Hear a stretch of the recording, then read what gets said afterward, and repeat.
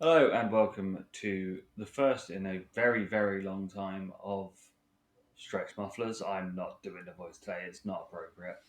I did Um, wonder, and I almost said to you beforehand, maybe not the voice today, but yeah, we're not doing that. no. So we were planning on bringing the Stretch Mufflers back, but in a couple of days' time to Yeah, cover the AEW show at Wembley. But with what's happened in the last couple of days, um, we sort of need to have a little bit of a discussion, then let our feelings out, sort of thing on yeah. this. We talked about it a bit today, didn't we, on Yeah, Messenger, and I don't know. I guess there's a bit of an oddity in tragic times to kind of go, oh, let's record ourselves talk about it, but I don't know. It felt like a good opportunity and a good purpose to pay our respects to people, but also maybe kind of refocus on some of the things that wrestlers can do that mean something to us as the audience and us specifically as the audience, and maybe lean into the wrestling can be great, but it can be great because of the talented people that work within it. yeah. So obviously this week, on two ends of the scale, we've lost two. I'm going to throw it in legends because Yeah, I will fight someone who says that Bray isn't. Fuck you. yeah. Um, There's a lot of inclination in the world, isn't there, to throw the term legend around willy nilly. But I'm with you on that. I think, as you say, like there's a longer scale of time for one than the other. But I think um, amazing contributions to both. yeah, Like, brought a lot to the again an industry and a sport or entertainment, whatever you want to call it, that we love, and certainly enough to give legendary status in my eyes to the pair of them. yeah. And the thing is, again, it is one of those of two sides of the coin of just the level of when someone passes as well. Because obviously you've got Terry Funk. Yeah, he lived to 79, but he was in such a poor state of health recently that you just sort of like you you feel you feel thankful's not the right word, but a thing that his pain is out of the way because he was suffering with dementia so Yeah, badly over the last couple of years since his wife passed. such a tough balance, isn't it? Yeah, We talk about this specifically about this, but throughout our lives and throughout everyone's lives, there will be times of loss, be it personal close loss to you, like a member of the family or friends or someone who means something to you, and that is an odd one, isn't it? Because I think there are times where you go, it is such a shame to see someone not be the person that you've seen them be for so long, and you almost want to see an end because you don't want to see someone suffer, but then every fibre of your being goes, but I also don't want it to end because I don't want to acknowledge that it's there. So yeah, it will be something that I think most human beings will wrestle with greatly at some point in their life, won't they? That balance between I want the best for people, but maybe kind of an inherent selfishness in ourselves to kind of go, but I don't want this to end. I don't want someone to die. yeah. And then obviously on the other end of the scale, you've got Bray going at 36 and leaving young kids and a young fiance, and yeah, Yeah, I it mean, is that. contextually, 36 is too young, isn't it? Like, there's no way around it. 36 is too young. People should not have their life ended unexpectedly, unnecessarily at 36. I just wanted to kind of pick up on Terry Funk as well, and I will say, if I'm honest, 79. There are times I think in life where you go, oh, if I make it to 79, that's a good innings. But I think the honest truth is that feels too short as well, doesn't it? I'm Mm, glad that he got to live an extended point to 79, because a lot of people won't. But yeah, I don't know. There's never a good time, is there? But yeah, certainly when I mean, you saw it this morning, didn't you? When you woke up, I just before I went to bed, literally, I went out for a cigarette and I thought, oh, do you know what? I'll just flick on YouTube for 5 minutes, just to watch a video while I have a cigarette, and the top left hand corner. it said R.I.P. Bray Wyatt. Now, I kind of instantaneously thought, oh my God, is Bray dead? But because of the madcap world of wrestling that we are, there was also a small part of me that went, oh, is this like a new gimmick? Yeah, Like, has he been at a house show somewhere and they've gone, oh, it's like, Husky Harris again or something yeah. like that. So I pressed the button, very hopeful that it was the latter, not the former, and yeah, like kind of went to bed and it was weird. You're just kind of laying there going, this feels surreal and not real, because of, as I say, the age of him when he went. So we will do this chronologically because we'll go with Terry Funk first. Yes, Since he passed it earlier. Um, we've never really spoke about old school wrestling. no, and Obviously, Funker making his debut back in 1965. wasn't Obviously, alive for that, I despite what wasn't. people might say in the comments. I wasn't alive for that. I wasn't watching that stuff. It's fine. My first introduction to funk was in ECW. I was gonna. I had assumed, and I had assumed that it was probably the ECW era. That the funk era was probably where he got into your eye line. Obviously, I went back and I watched the WCW stuff from like the late '80s and things for like projects and things that I've done in other podcasts and stuff like that. But I've not ever really sort of gone out of my way to watch any of the sort of pre him turning up in the Fed in the '80s. Uh, I've not seen a lot of his early stuff with where him and Dory I'd say were a scant for tag me. team. The odd, I mean, the world we live in, the YouTube era, where there are lots of videos available. Yeah, a few bits here and there, but yeah, I've never done a kind of concerted look back at that, and I think partially because let's go with my Terry Funk. My Terry Funk was latter to that, and Mm. sometimes it almost feels a bit weird, doesn't it, going back and seeing them when they're not the bearded, crazed ultra violent person that they are like later on. Like I don't know, I can't imagine watching him wrestle a match without a beard, and I know at certain points he didn't have a beard. It was or like his hair or a bandana. And yeah, so I think generally consciously I've never really gone back and watched it as a sequential, like how is he doing. And of course, as I say, there's lots of videos out that you can get. I mean, that was in the time where not everything was recorded. A lot of the Yeah. stuff, a lot of his probably his most famous works and most famous matches from that period would have been in front of live audiences without necessarily them having TV cameras there. Yeah, obviously, when doing Super Brawls back in the day, we did start in '83 WCW stuff. So we did watch the him and Dusty and the egg sucking dog stuff and things like that. And then obviously the him and Flair sort of 88, 89 period. But obviously that was very much after my funk being, as I said, ECW Yeah, funk and Chainsaw Charlie, and then WCW and everything from there on out. But just from the little stuff that I have seen of him with Dory and the tag team stuff, yes, it is a very different time. Yeah, it is that point where a spinning toe hold is a finishing move. still should be. It, but there was still that brawling, slightly Yeah, crazed vibe to them that was out of time then. You know, you yeah, knew that if you had the Funks on a card, you were going to get a brawly match, that there was going to be, you know, violence, not in the way that you presume like violence circa ECW, but but ahead of its time for they're what gonna you were punch seeing. each Yeah, other. You yeah, might yeah. see a chair getting thrown or something like that. But it was the thing with funk, that reinvention all the time.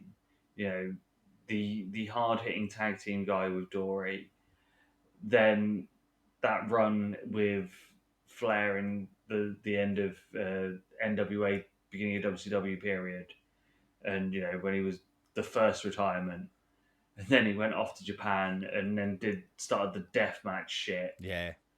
and And again, I mean, like subsequently, I've watched a lot of that, and again, majorly probably initially off of curiosity of the deathmatch stuff more than even it being him being a draw. But you know, it's as much as he might have not initially been a draw, it's a curiosity of what are these matches actually like. mm, Certainly, his personality and his ability comes across like no matter what era, and I guess I'll get into, like he said about ECW, I'll get into kind of my two origins of Terry Funk in a minute. Generally, that's the thing that always shone for me is he stood out. No matter who he was in the ring with or who he was standing next to, even if he wasn't delivering a promo, even if he was standing still, you couldn't help but focus on him. And he had a real magical air about him, like a real. I mean, he went into the movies as well, didn't he? And I yeah, think that I think kind of you can very much see well, and he was a great talker, I think. But I think, as I say, even if he's not talking, I think he had a presence, a natural presence that a lot of people don't have, mm, and he probably had to work to get that. You know, like probably for years, you know, he's building that up and kind of working on it. But yeah, probably a natural charisma that come along with it. yeah. It's the thing is like obviously my watching of the deathmatch stuff was more to see Foley because I knew of Foley from WCW's Cactus Jack when he used to be on ITV over here in the mid '90s because he was like the big star Yeah, of that ITV run, and then obviously him then going to ECW and that went to find those sort of deathmatch stuff to see what Jack was doing there, yeah, and then you see. I think it's King of the Deathmatch, the tournament thing, and like obviously the Jack and Funk match is the finale, but there's a match between Funk and Onita, and it's just fucking brutal. yeah. And you're just like, why are you doing this to each other? But you go, lads. Yeah, yeah, I And mean, and again, I mean, like as much as I visited that era, like not as it was happening, but later, and of course we had seen hardcore wrestling take a lot more of a hold in the United States, so we were getting a lot more used to it. It was still such a game changing. Like you go, wow, that stuff that I thought was hardcore, I was wrong. Like yeah, they were putting this together beforehand. So yeah, as I say, I've got two origins with Terry Funk. There's the my origin of seeing him wrestle, and the other origin of me having a concept of him wrestling. And you said it earlier, it actually wasn't ECW, it was WWE, or WWF as it would have been at the time. It was um, like that era, the Chainsaw Charlie. That was the mm, first time I had ever seen Terry Funk wrestle. Now, bearing in mind, I've been a wrestling fan for a very long time, and a very long time before that. Nope, I'd never seen him. And of course, you're seeing him like in his latter career years. Although, as we know, like that career extended and extended. I mean, you mentioned it earlier. I've got a smile on my face. He must have the record for the most retirements ever of any human being in any profession. But but at that point, okay, you realise you're kind of not seeing someone in their prime athletic years, but still the charisma he brought, as I say, but just the effort and the willingness to put his body on the line to entertain us. yeah, It just drew me in so much, and of course you have the link up with Foley again at that point, and it's great. I mean, like um, that dumpster tag team match with the New Age Outlaws. And I love tag team wrestling. I'm a big fan of tag team wrestling, and you know, tag team wrestling has had peaks and troughs over the years, and sometimes you go through a bit of a dearth. But like I just like that match. I loved it. I wasn't expecting to, but I mm, loved it. And I think to be able to do that at that stage was amazing. But my actual origin with Terry Funk, and it's funny you say about the Funk Flair stuff. So in '89, '89, I have access to WWF. That's the only wrestling I had access to. It was on whatever Sky was called at the time, probably B So I Sky think B or something like I think it that, was still or Sky. Would have been like yeah, Sky yeah, One.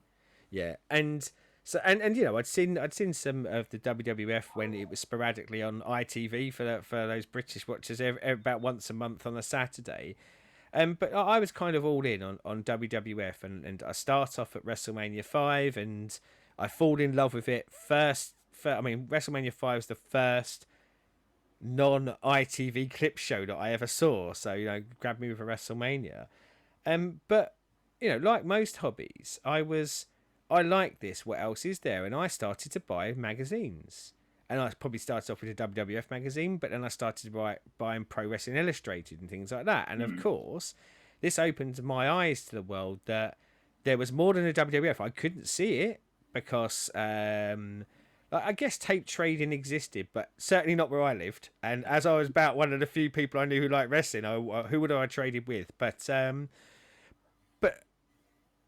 Wrestle War 89 and onwards, like I'm reading the magazines at this point, and I experienced the whole of that Funk, Flair, NWA feud, and then obviously Stinger and Muta being pulled into it, and Gary Hart, and the one thing, and I read it. I saw some pictures in the magazine, but I read it. So my Yeah. first major experience and my falling in love with the idea of Terry Funk was reading articles about it, and I was fascinated. And I was gutted. Now I have obviously latterly seen it, but at the time, no, I couldn't. But yeah, it was. Look, we're comic book guys as well, and it felt like that. It felt like I was reading like the script of a movie or a comic book, and I absolutely fell in love with it. And right the way up to, of course, like conceptually what is going on in the wrestling world.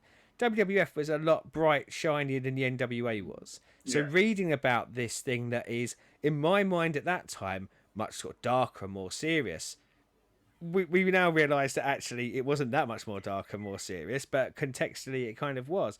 And I remember like post Clash of the Champions when he puts the plastic bag over his head and it had me hook, line, and sinker. Like Yeah. I was kind of sitting there going, "Oh my god, what happens next?" Like he's actually tried to murder someone. What happens next? And yeah, totally bought into it, and I become fascinated with Terry Funk. Now, unfortunately, again because of limited access to things, didn't really get a chance to experience him until much later in the ring. But my god, from that point onwards, I mean, I paid for far too many magazines at that stage because I wanted to read about him. And Yeah. regardless of when he even moved on from the NWA, and as I say, that's why I joke about the man to retirements because most of the time I was reading he's retired. Like, but yeah, it was for such a visual medium, it was a really strange origin story to get with him because yes, it was all by match reviews, magazine articles, and you know, like a lot of those wrote in kayfabe back then of kind of going, this Yeah. happened as if it happened rather than it being a show. But yeah, it was wonderful, and it was great to go back and watch him years later when I did actually have the money to buy him and have access to him. And I think, like, would I have loved them as much when I saw him live? I don't know, but I certainly know I loved them because same as when they started making Marvel movies, I got to see my comic book heroes put on a big screen. Well, this was allowing me to see that thing that I'd read about on a big screen, and yeah, it Yeah. was absolutely magical for me.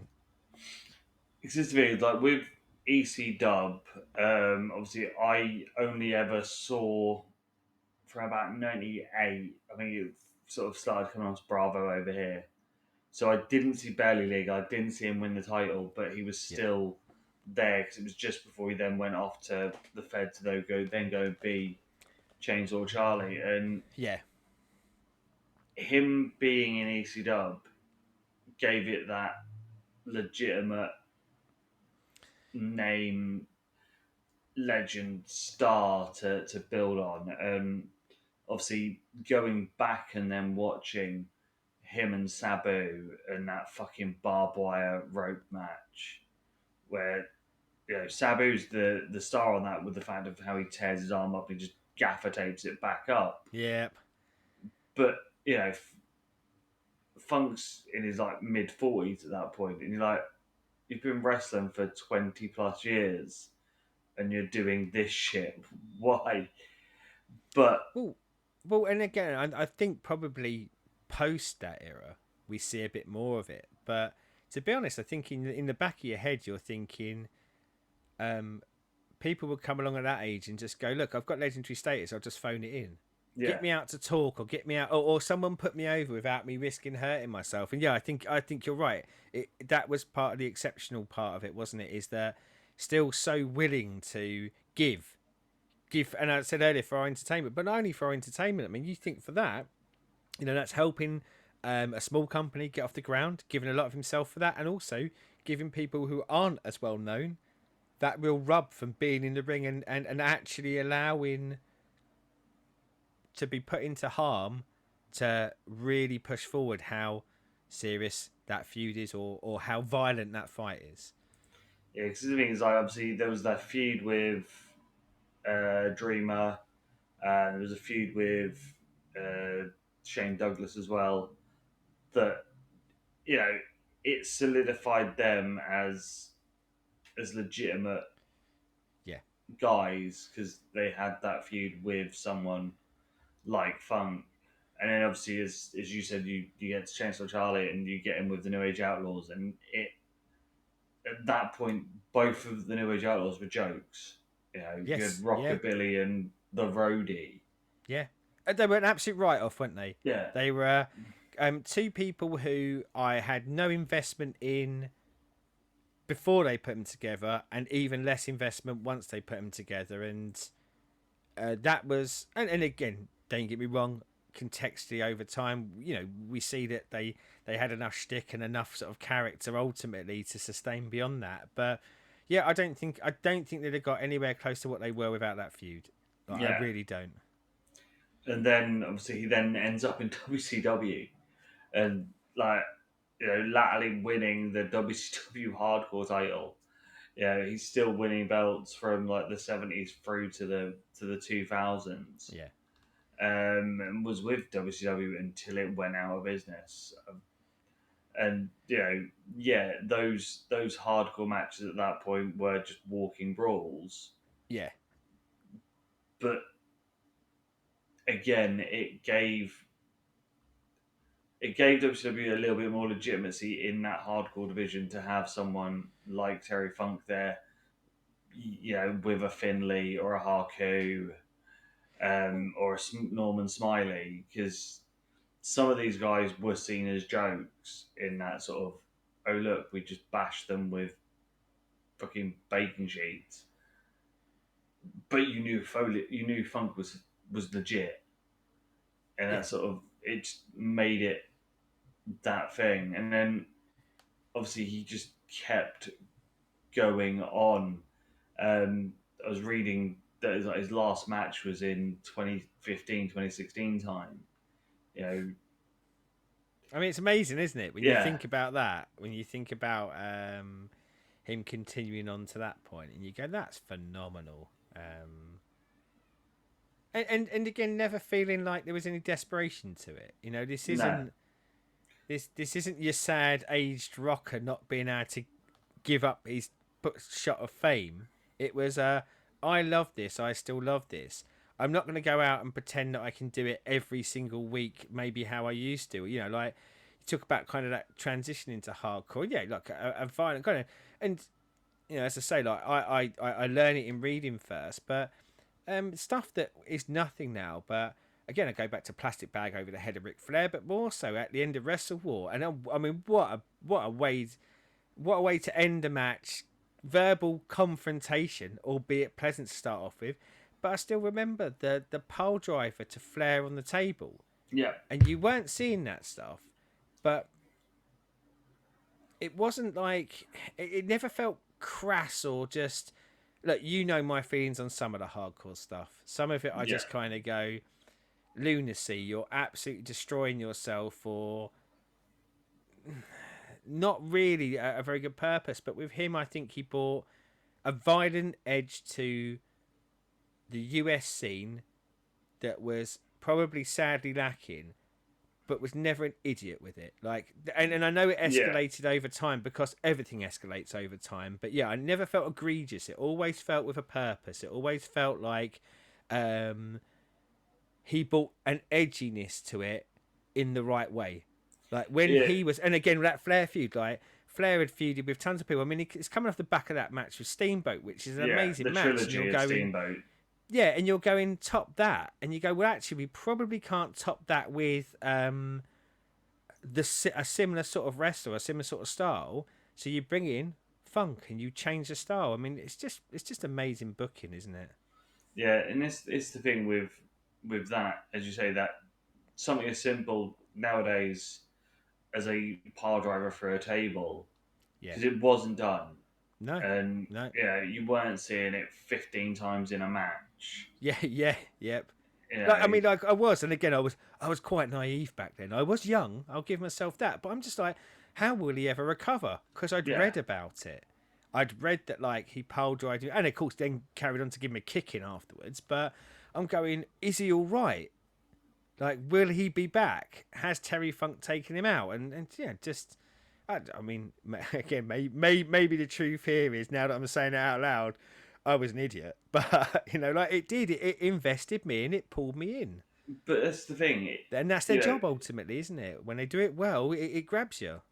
back in those days, a pile driver on its own was deadly enough. There were My favourite move back then, so was I actually like again I bought into that one as like even when I know when I say I was naive and stupid, I did realise that like it was scripted, but it was the one where I just went, oh, this is one of those ones that could really do damage. yeah, and this is the thing. It was always with Funk. It was always very much everything that he did especially sort of pre ECW days and the deathmatch stuff in Japan. There was that, as I said, that level of violence and level of reality of Yeah, I will go that far if I have to, yeah, but because no one else was doing it, it was just like so much more. It was yeah. that extra thing, and Amazing heel work, isn't it? Because you're yeah, kind of going, um, what makes me the bad guy here, even if, like, as I say, he's got that charisma, what makes me the bad guy here is I will go one step further than everyone else, including your favourite babyface. And if they're in front of me, bad things will happen to them. Yeah, I found him very intimidating in a good way. yeah. Um, Obviously, he won countless belts in all the feds. Obviously, a lot of them at the beginning in Dad's Fed, Dory Senior, Yeah, but had titles in ECW. Obviously won the world title in ECW on the first ever ECW pay per view, barely legal. Tag team champions in the Fed, hardcore champion in WCW, NWA champion a couple of times as well. Um, One of those of every time anyone ever speaks of Terry, you never hear a bad word. He I'm seemed glad you like said it because I wanted to get to that. one of those really good guys that Beloved, doesn't just he? He's wanted the best for everyone who worked in wrestling. yeah. It seems like everyone you ever heard speak about him, like, and again, years before, a lot of people will come out and be nice after a tragedy has happened, but years before, 10 years ago, 20 years ago, the people that have worked with him like seem to have an absolute reverence to him. And go back to something we were talking about earlier. I think probably a lot of that comes from him as a man and how he conducted himself in the business, but also probably how he helped so many people. It always felt like it wasn't about him. And you said about all the accolades he's had. So all the titles that he had, and he did have a lot of titles along the way, but it never felt to me like he needed nor wanted them.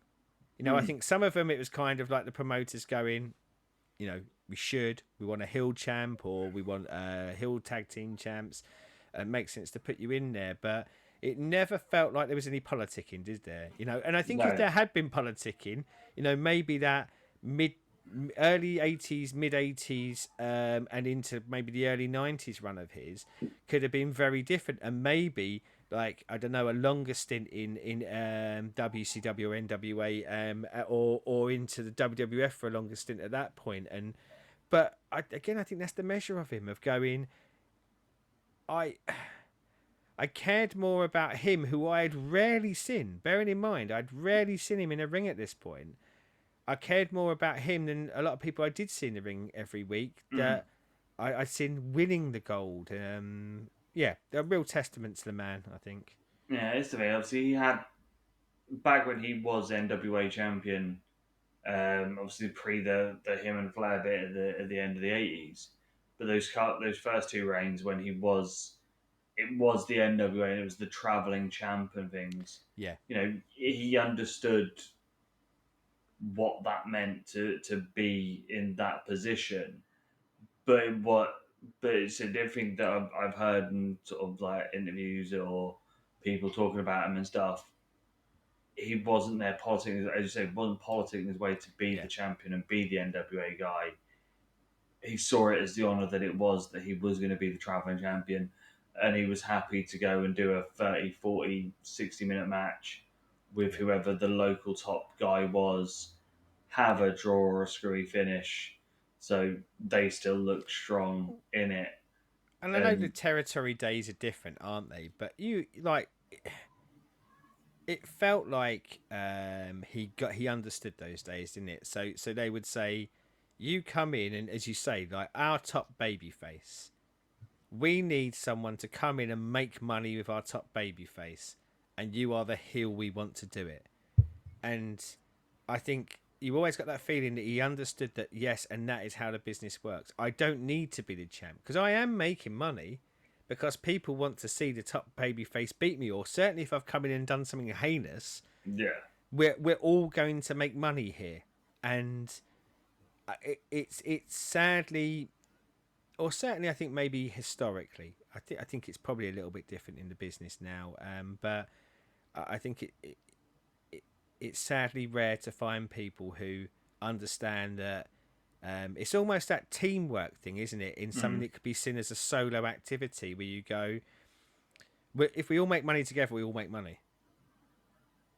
Whereas if I am selfish and just push for the money myself, I may get a bit more money up front, but actually you get more do people, today, but yeah, yeah, you only get do your people one walk payday. away? Yeah, yeah, Yeah, because they're not interested anymore. Yeah, I think he's, for all intents and purposes, from everything I've ever heard people talk about or read, to get back to that point, he sounds like he was an amazing person to know. And, like we said earlier at the beginning of the show about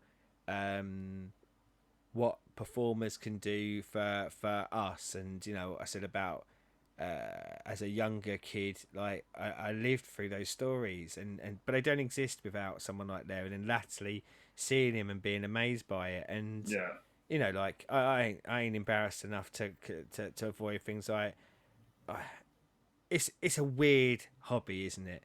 Like, it's a weird hobby to be into wrestling. Now I know there's lots of us that are into it, but still, if when I go into rooms of non-wrestling fans, and I'm old enough now not to care. I'll just say it Yeah, out loud. But people will kind of ask me why, and it is people like Funk that make it a lot easier for me to explain why. Because as strange as it is about great performers connecting with you emotionally, and that emotion can be anger, joy, sadness, but it's only people of that sort of talent level that I think really manage to draw that out of you. And yeah, like, bless for everything he brought to all of the people he worked with. But yeah, from a personal level, brought me some absolutely joyous feelings, memories, and so pleased to have, I don't know, experienced it. Because if I wasn't a wrestling fan, I wouldn't know. Or I guess if I lived in a different era, I wouldn't know. So yeah, just massively happy that I almost said then I was a part of it. I wasn't a part of you it. I got to didn't do anything, experience but it. I got to experience it. Yes, Yeah, thank you. Yeah, trying to make yeah, a bold claim that I was there whilst like Terry. Yeah, it was me that got Terry all those gigs. It wasn't. yeah. As I said, for me, obviously being an ECW kid, he is massively important for making the little engine that could, the little engine that it was. Yeah. Um, you know, the there are things that we can look at now and go, damn you, Terry, and damn you, Foley, for the spots that you did back in the 90s and what it's then led to today. Yeah. But that's a different conversation for a very different time. But Yeah. Yeah. everything that he did, as you say, that amazing run with him and Flair, said ECW for me, Chainsaw Charlie, and then just going back and seeing some of those promos where it's him and Dusty and the egg sucking dog, and that Japanese retirement where he's shouting forever, Yes. over and Yes. over again, and see. And the thing is, I love Dark Side of the Ring, and just you knew when you got him turn up on one of those, you were just like, right, we're in for some good stories because Funk's here. And the thing is, he isn't one of those of when you saw him on a documentary or talking and things, other than maybe forgetting some details because of he's been in the wrestling business for 50 odd years, so he might have a wrong date Yeah. or a wrong venue. He isn't spinning shit, Yeah. and he's not like some of them which will call absolute bollocks out because it makes them feel better because they've said that. You got a level of reality with him in the ring and out of the ring, and as I said at the Yeah. beginning, he was in really bad health at the end. So it is one of those sort of, as I said, it's a slight weird thing where it's a bit of a blessing that you know the difficulties he was having with dementia since his wife passed a couple of years ago are now over. But Yeah. for everything that he's done in my little experience with him, as I said, I didn't live through the 70s and 80s part of him in that way that a lot of people older than us or in the States did. But for the little that I got to have Funk in my weird wrestling life, I'm forever grateful for it. Something you said there that just sort of like kind of pinged something in my head as well, because I was thinking like I was just thinking I hope he realised how much he did bring to so many people. But as I was thinking it, I was going, no, he probably didn't, did he? Because I Yeah, think that again is one of the measures of the man, that he was so humble that I don't think it even crossed his mind. I think he would be like, oh, I'm just doing my job, aren't I? I yeah, think like that was the mentality that I always got from like what I saw of him, the way he conducted himself. But even if he didn't realise how much he meant to everyone, he meant a lot to us, and that's the true kind of statement of that, isn't it? And what even more of a legend for the fact that he probably never realised how beloved he was by so many people, yes. except for So, when I was booing him for putting Flair for a table. Boo, boo. boo, hiss. So we'll be back shortly and discussing Bray. So we are back, and now we will be discussing the passing of Wyndham Rotunda, best known as Bray Wyatt, but also known as Husky Harris, for that very short period of NXT. Obviously, reports coming out that he had COVID, but died of a heart attack with Yeah, complications dating back from when he had COVID. yeah, long term battle with illness over that period, isn't there? And Yeah, you know, notable by some of the absences. And I think it was kind of known that it was. But even with that, I think you never expect it, do you? Even if you no, hear someone's not well. I mean, I think it was in the last couple of weeks I seem to remember reading something of going, oh, upturning health, he might be back soon. And you just, I don't know, the wrestling fan in you or the human being in you that doesn't want to acknowledge that bad things can happen. Yeah. You're kind of hoping for the good things. So, but it's funny you should say Bray Wyatt. He's Wyndham Rotunda, but I think one of the true testaments to me of the greatness of him is his Bray Wyatt. Like, he managed to create a mythos, a mystique, even though, like, I should probably connect with the idea of Wyndham Rotunda more, and I guess we'll get into familial connections as we go through this. But managed to ingrain in my head that this made up character, and in multiple guises, is actually the person, the character, etc., etc. And a magical storyteller from that regard. But yes, you are right. It wasn't his actual name, but my God, he is Bray Wyatt to me. Yeah. Obviously, going back to the start, he comes from wrestling stock. His dad's IRS or Mike Rotunda or Captain Mike Rotunda, if you really go back some. Um, you know, uncle is Barry Windham. Yep. Yeah. My second favorite horseman. And I know there are other, like, Arns, Tullys, and as we get into like the late 80s and the 90s, a litany of people who come in and out. But Barry Windham, and he had runs in probably more notable runs in NWA, but runs in the WWF, and I just loved him. And IRS, I loved him. Like, wrestling is, and I'm not trying to nick the Cody Rhodes theme tune here, but wrestling has lots of families, doesn't it? And a lot of notable families. But I look at the stock that he come from, and I bloody loved IRS. Bloody loved IRS, and I loved him as Mike sometimes, but absolutely loved him. And I don't know, there were certain performers over the years who probably weren't the top of the card, but I loved how they did things so much that I'm probably more interested in seeing how their kids do than I am some of the more famous ones.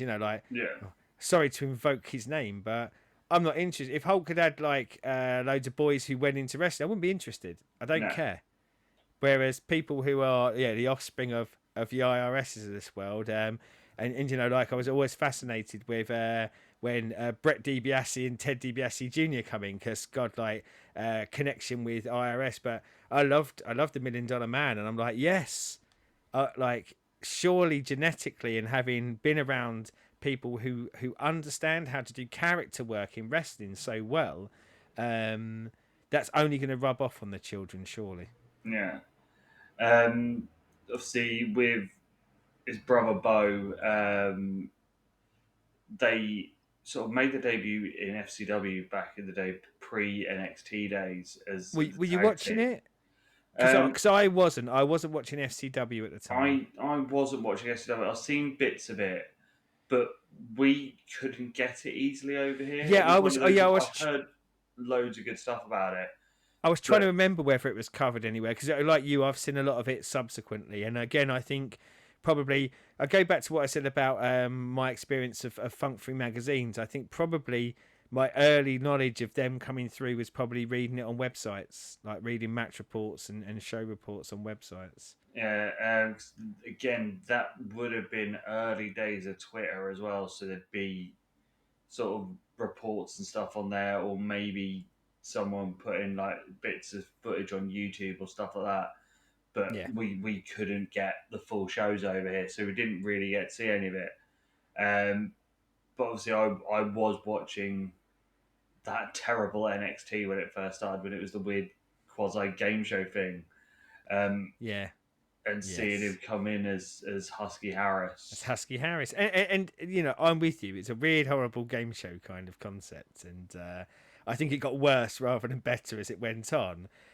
But one of the big selling points was, like, in amongst those groups, there were people that you knew from the indies, and you were a little bit embarrassed to kind of go, oh my God, I was watching you in ROH do great things, and now I'm watching you do this.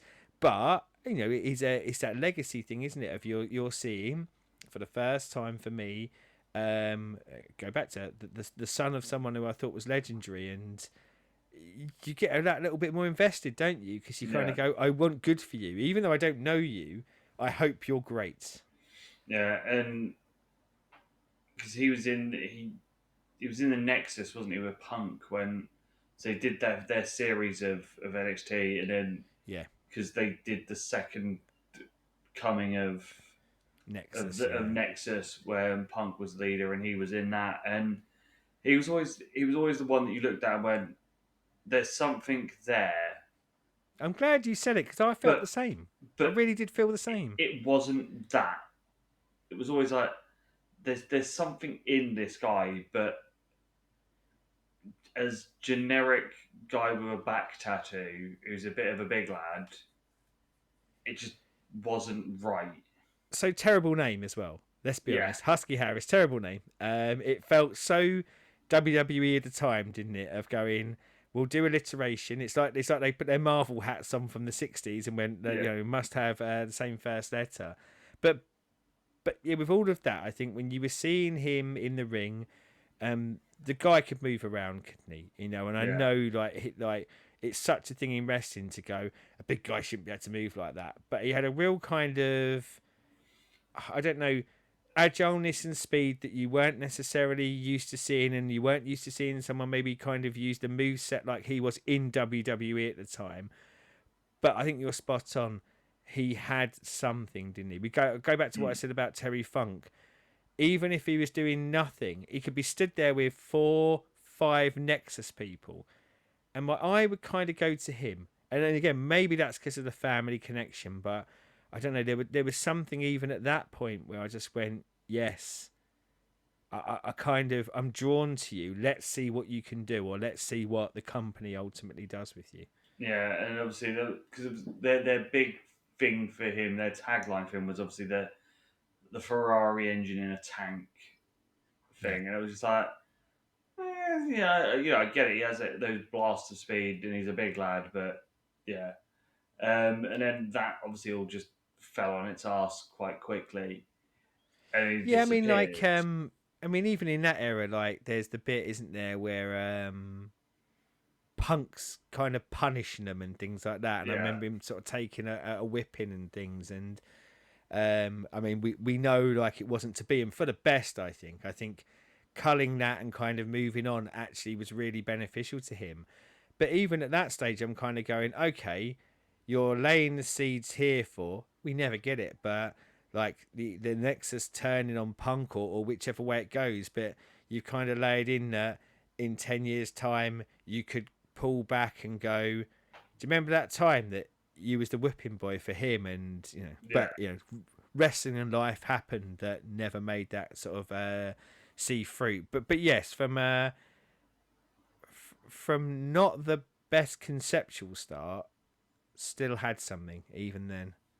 and then I know I was watching NXT at this point because this was when the network started, and over here legally we couldn't get it, but I was basically getting it And, through saying I was in America to and I watch wasn't. NXT. I didn't see this period because I was probably. I'm going to go with too honest, but probably not smart enough to twig. Oh, I could just use a VPN and watch it. Oh no, I just put my address as I was living in Okay, some random place in the States. nice, nice. So it went off a postcode, and And I did want to watch this era. Like, it was with a heavy heart that I wasn't watching this era, because there were a lot of acts. I mean, again, you look at like the wrestling world, and we get peaks and troughs, and we get peak periods, but there is a lot of talent in there at that time, isn't there? And a lot of talent that have come from outside, but there is, and I think sometimes the honest truth is you see that thriving of the industry when a lot of really good people are in the same building, because they thrive off each other, and obviously sometimes that creates great feuds. But I think it maybe bubbles up their creative juices a bit more when you're seeing someone else brilliant do something. You're going, oh, I want to be at that level. Or, mm, you know, we say about sports people tend to get better when they play top class opponents. Yeah. You don't get very good by. It's the Rocky story, isn't it? Rocky's amazing until until Mickey and his team lay up all the easy fights, and then he loses the magic. So yeah, a heavy heart that I didn't get to see a lot of this period. So, see, at this point, complete character change. He's grown a beard out, he's grown his hair out. And when I first started seeing the preachery swamp Bray, I was getting very Wayland Mercy vibes and like, oh, is this gonna work? And you know, we've seen sort of when wrestling does cult things, it normally falls on its ass. Struggles to commit to it quite often, doesn't it? Yeah, I think that's like you say Waylon Mercy, and I'm sure we'll pick up on this even further as we go forward. But notably a real inspiration to Bray for the character work and the actual character. I bloody loved Waylon Mercy, and I was gutted that it didn't. And I mean, to a large part with Waylon Mercy, it was because Dan's spy of his body was just ruined at that point. He could hardly yeah. do anything, could he? But yeah, I think we'll cover this, I'm sure. It takes a lot to. I think you really have to commit as a company to the gimmick, not just a performer. But yeah, I was with you all the way. When I first see him, and I'll join with my origin when we get to that point. Exactly the same. I thought, Wayne and Mercy's come back, brilliant. But yeah, it was sort of that thing of at first it was I think it was a couple of weeks, maybe like 3 or 4 weeks worth of just vignettes and the him in the swamp, the weird edit cuts and stuff like that of him just monologuing but being with the followers around him. And you know, the only one that you'd ever see properly was Harper. Yeah, But females in there, him mentioning Sister Abigail or Sister Abigail. Yeah, like just dropping these little nuggets in, and then him coming out and never having a match for ages. It would be him sat there talking as he comes out with the rocking chair. They set the rocking chair up. Harper and Rowan go in and absolutely annihilate some low end talent, and then him come in and drop another speech and just be like, "Wow, this the charisma, the character, just the vibe this guy has." And it was the thing with this period of NXT. As I said, this to me is golden age wrestling. This is the best thing of wrestling. That period of early NXT is better than anything in the last 20 years, and up there with like the the best stuff of the late 90s and the best stuff of the late 80s. It was such a great mix of characters and in ring stuff, and like as you said, you had like the it was basically a super indie. so I mean, just for sort of context, like I'm with you on NXT of this era, but I'll literally go right the way up to the start of NXT 2.0 as my core favorite run of wrestling ever. And but this initial part I experienced later, so I come to NXT later than this, but I go back and I gobble all this up because, and partially it is Bray Wyatt, the Wyatt family, that makes me find NXT, even though I wasn't watching it when they're in it, and go back and watch it. Like Mm. that, it was, yeah, it was. It made me want to see their origin and what they'd done before this, and I went, okay, let's give NXT a chance. And then, yeah, the love for NXT goes from that point onwards. Yeah, absolutely amazing stuff. And see, in the ring, it was very it was limited matches during the whole NXT run. It was mostly Harper and Rowan, but you always wanted to watch him. You always wanted to know what was going to happen. Was there going to be more members of the family? Was he going to, you know, turn a Neville or a Sami Zayn or a Finn to his side and turn them into a member of the family and Yeah. things like that. And when they just took him out and took him up to the main roster, I was like, oh, I don't know if this is going to work. I hoped and thought, if done properly, it will work. But I was like, this is Trips playing and letting someone do something properly. What's going to happen when Things are Vince very gets the different when toy? Vince gets his hands on, doesn't it? Yeah. Yeah, yeah.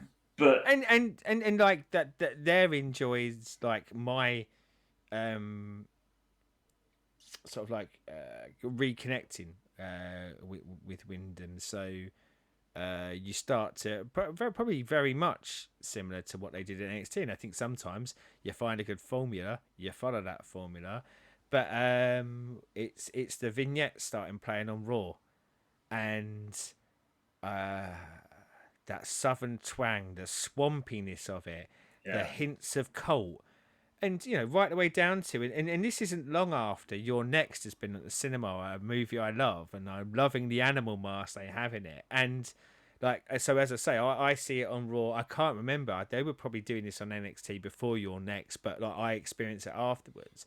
And I remember in one of the vignettes you see Rowan, or you don't see Rowan, you see like Rowan with a sheep mask on, and I'm like, I mean, yeah, I love that movie, I love Mask. This seems, and I'm going to say spooky and horror-y, but not spooky, Undertaker-y spooky at this stage.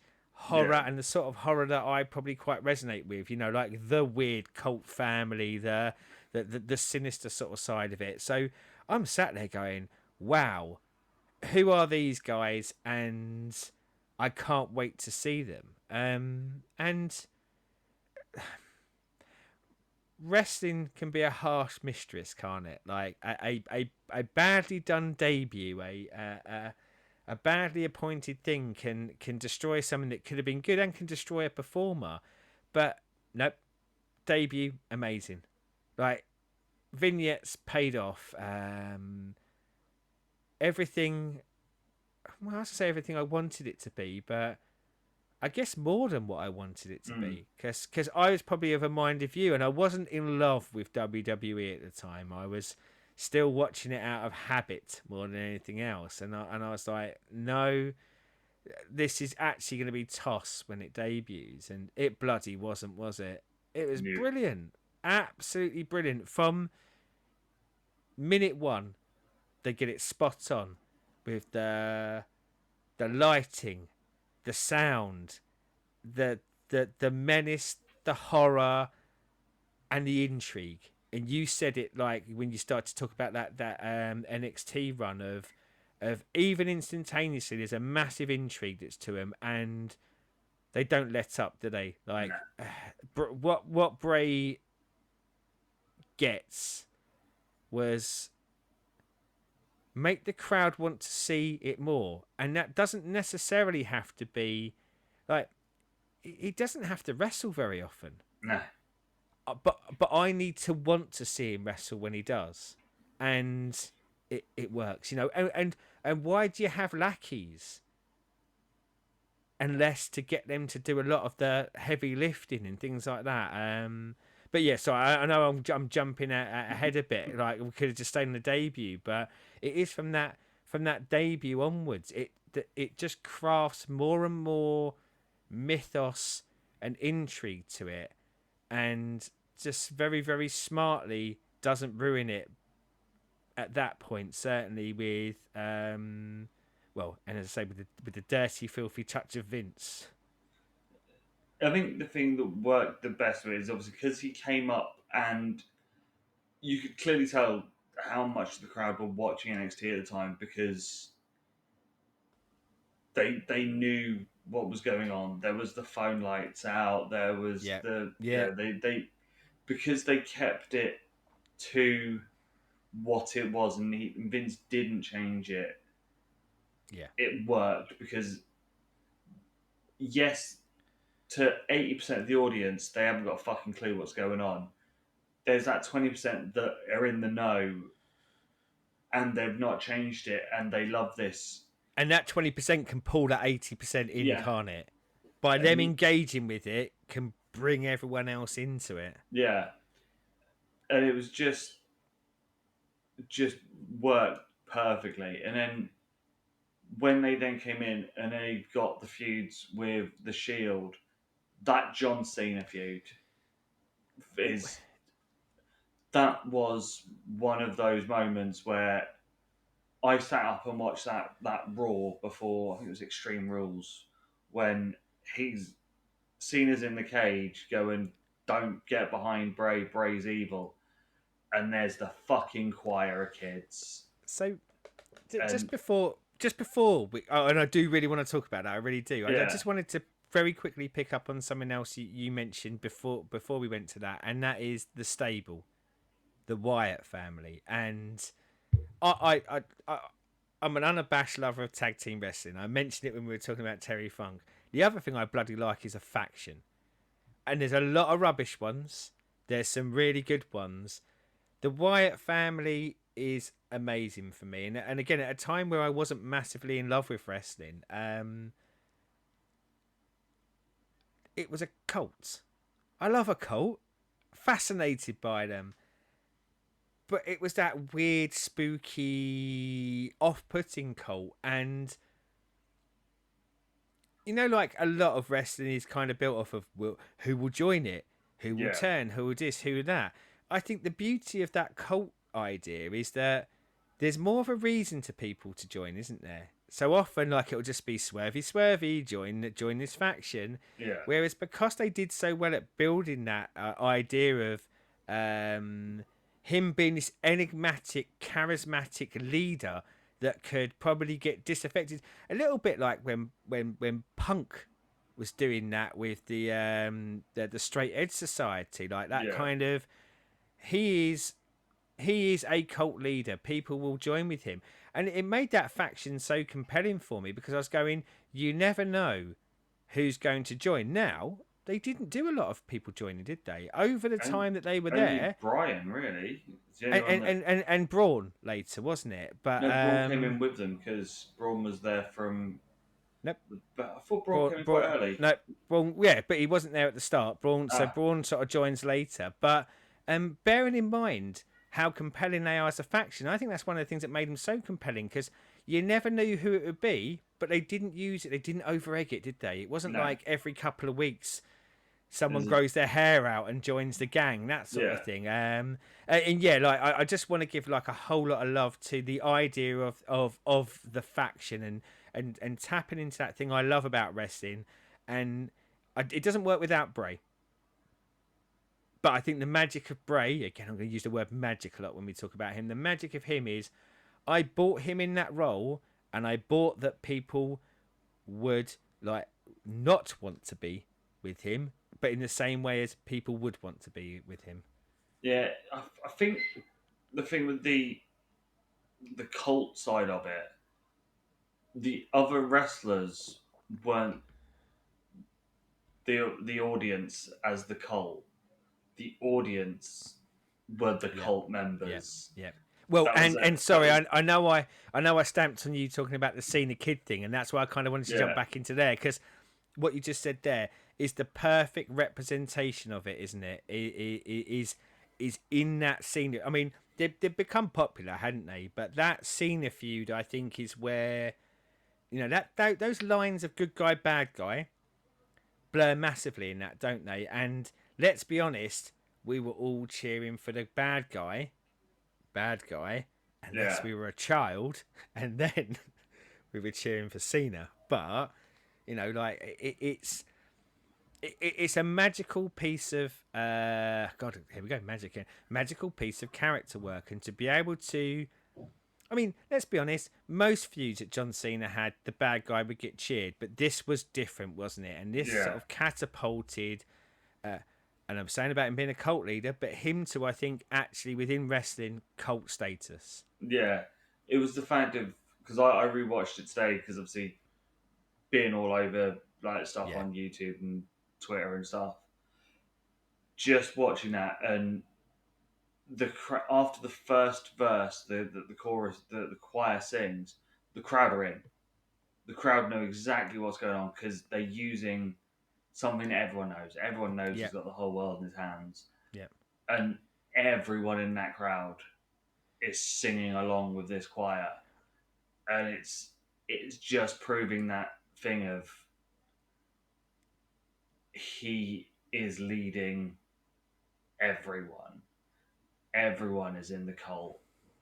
Everyone can be part of this cult, and it was And using like the kids, and I say using the kids, like John Cena's the kids' hero, isn't he? Like, that's what he's known at the time, and I think a lot of grown-ups are rejecting him, whether they like him or not. It's yeah, cool to reject him, and just to, the difference there is, isn't it? Is between bad storytelling, average storytelling, masterful storytelling, and I think that's what Bray brings.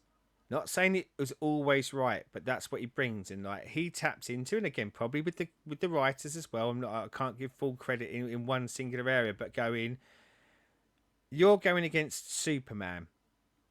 What is Superman's kryptonite? Well, John Cena doesn't have kryptonite, probably other than the kids are his fans and the kids love him. So yeah. what does Bray do? Brings a Turn load of kids. kids and it turns to kids, and like we love comic books. To large parts, a lot of what they were doing with this feel like comics when they're great, or movies when they're great, or TV when they're great. And we talked earlier about the weird world of wrestling and why we love wrestling. It's these sort of things of why I love wrestling, because when done well, and when done really well, it is as compelling and as well crafted and as well acted and as well performed as any movie, TV show, anything you're reading in writing. And this is a real shining point. I liked them before, but this, as I said earlier, put them into the stratosphere of interest for me. And you say he's got the whole world in his hands. I've only ever been to one wrestling show in my life, mainly because I don't leave the house if I can help it. But it's around this time that I go to see WWF. They're in the UK. They're at the O2, and Cena and Wyatt feud is ongoing, and it's a magical moment for me. I know we've been to see bands live, and my favourite live experience ever was being in the O2 Arena singing "He's Got the Whole World in His Hands" with everyone else in there, with Bray Wyatt as well, because I never thought in my life I would. So if I go and see a Radiohead concert, Yeah, I know I'm going to be in a field with lots of Radiohead fans probably singing a Radiohead song. Whereas I'd gone to see a wrestling show, and what I'm actually doing is singing a song I hadn't sung since I was a kid with 12, 14,000, however many other grown-ups were in there. And it was just an absolutely amazing experience. And I was there with my missus, I was there with Stu, who we used to do a podcast with, and his missus. And again, bearing in mind, he's the bad guy on paper here. yeah. Everyone's into it. We are absolutely a crowd as one, loving it, singing at the top of our lungs. It was such a great moment. Such a great moment. That's one of the things that I do kick myself with is I didn't see the Fed during his run in the main roster. Yeah. Because I'd have loved seeing him. And by the time I saw NXT over here, he'd gone. He was in the main roster by that point. But yeah, you just see the crowds, and this goes all the way through up until the end and the thingy bits where the phones are out, the lights are on. Yeah. We all had the phones up. Yeah. Yeah, and very few people have that